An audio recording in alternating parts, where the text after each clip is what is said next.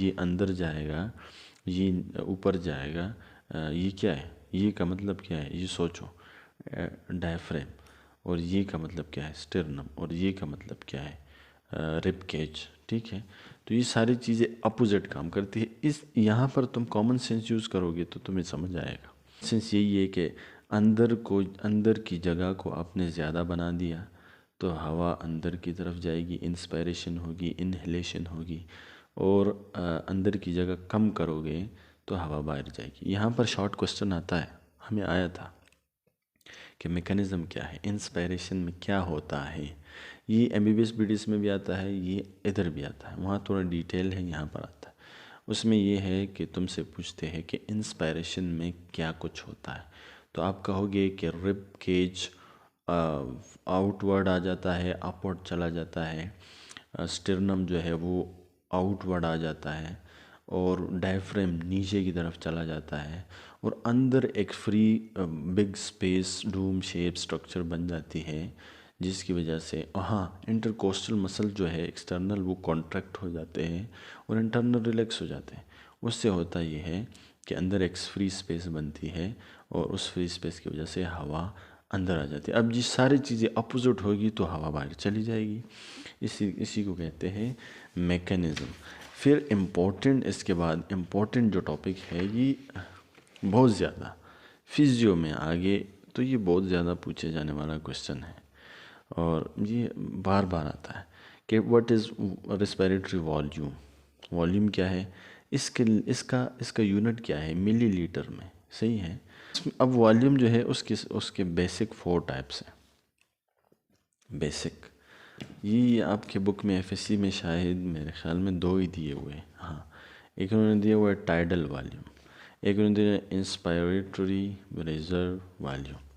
इन्होंने expiratory reserve नहीं दिया, इन्होंने रेजिडुअल वॉल्यूम नहीं दिया, लेकिन ये 2 है, इसको सीख लो, सारे वॉल्यूम ये होते हैं।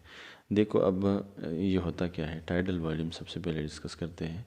टाइडल वॉल्यूम क्या होता है, जब हम देखो बिल्कुल रिलैक्स बैठे हुए, आप बिल्कुल रिलैक्स अभी स्टडी के लिए हैंड्स फ्री लगा के आप बिल्कुल रिलैक्स सुन रहे हैं, तो अब नॉर्मल कंडीशन में आप एक्सपायरेशन इंस्पायरेशन कर रहे हैं ना, फील करो, आपके सांस ले रहे हैं आप और छोड़ भी रहे हैं, आपको पता नहीं है, लेकिन एक छोटी सी मकदार है जो आप कर रहे हैं, जो थ्रू लाइफ आप जब भी रेस्ट में होते हैं आप कर रहे हैं। तो वो जब रेस्ट की हालत में छोटी सी एयर की मकदार को एक्सचेंज करके अंदर बाहर लेके जाना, उसको बोलते हैं टाइडल, TIDAL, टाइडल वॉल्यूम। और इसकी मकदार है 500 मिलीलीटर, जो इनहेल्ड एट रेस्ट। ये बात मैंने आपको समझा दी, ठीक है, कोई परेशानी वाली बात नहीं है। उसके बाद है इंस्पायरेटरी रिजर्व वॉल्यूम। देखो इंस्पायरेशन किसको बोलते हैं, सांस का अंदर जाना। सही है, सांस का अंदर जाना। तो रिजर्व का मतलब है, reserve volume forceful inspiration, forceful inspiration. नाम से सीखो, इंस्पायरेटरी मतलब अंदर जाना, रिजर्व वॉल्यूम फोर्सफुली अंदर जाना। तो ये जब फोर्सफुली तुम आप सांस भरते हैं अंदर, बिल्कुल कोई लंबी चीख हो लगानी हो, कोई तिलावत हो, या कोई लंबी सांस लेके कोई आपने करना है, उसके लिए आप बड़ा सांस पहले से अपने लंग्स को भर देंगे। वो 3000 मिलीलीटर होता है। Forceful inspiration is called. ऐसा MCQs भी आता है, क्वेश्चन भी आता है, और क्वेश्चन तो सब में आ जाता है, सब पे कि इसकी वॉल्यूम क्या क्या है और इसकी MCQ। ये बड़ा इंपॉर्टेंट, देखो छोटा सा है ना, लेकिन इसको सीख लो भाई, अभी से सीख लो, इस टेंशन को मुकाओ, साइड पे करो। अभी से नहीं सीखोगे तो ये बार बार आके तुझे दस्तक देगा। अभी से सीख लो तो इससे जान छूट जाएगी, ठीक है। टाइडल हो गया, इंस्पायरेटरी। एक्सपायरेटरी रिजर्व वॉल्यूम, अब इस नाम से खुद अखज़ करो, ऊपर अगर सीखा है तो आप इससे खुद बता सकते हैं। एक्सपायरेटरी बाहर के जाने वाला, रिजर्व फोर्सफुली वॉल्यूम। सही है, तो वो क्या है 11,000।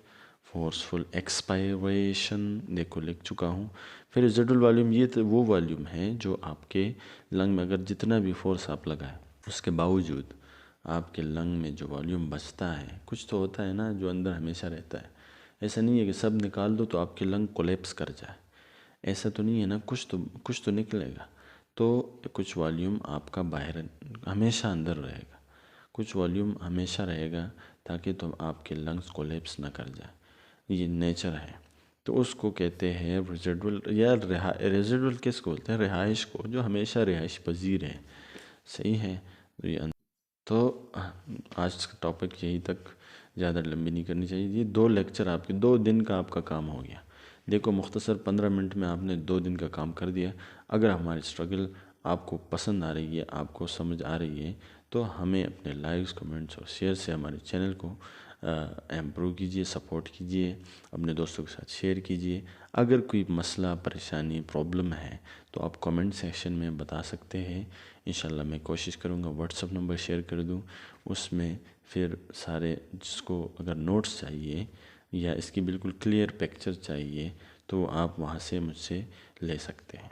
और अगर किसी ने कुछ सजेशन देनी है कि सर ये टॉपिक पढ़ाएं, ये इस टॉपिक को एक्सप्लेन करें, तो उसको कर दूंगा। क्योंकि हमारे पास टाइम नहीं होता, बहुत स्टडी हमारी आगे, बड़ा टाइम निकाल के, ये बड़ा मुश्किल काम है कि आप मेडिकल स्टूडेंट हैं और आप एफएससी पढ़ा रहे हैं, बहुत ही अजीब है। लेकिन हम उसके बावजूद अगर पढ़ा रहे हैं और कुछ चीज़ें हमसे छूट जाती हैं, तो आप हमें बताइए कि सर हमें इसकी ज़रूरत है, आप इसको एक्सप्लेन कीजिए।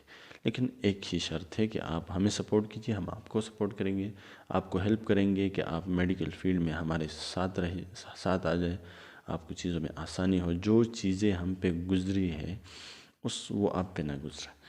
Thank you so much. मिलते हैं इंशाल्लाह नेक्स्ट वीडियो में, जो कि बहुत इंपॉर्टेंट है, कंट्रोल ऑफ ब्रीथिंग।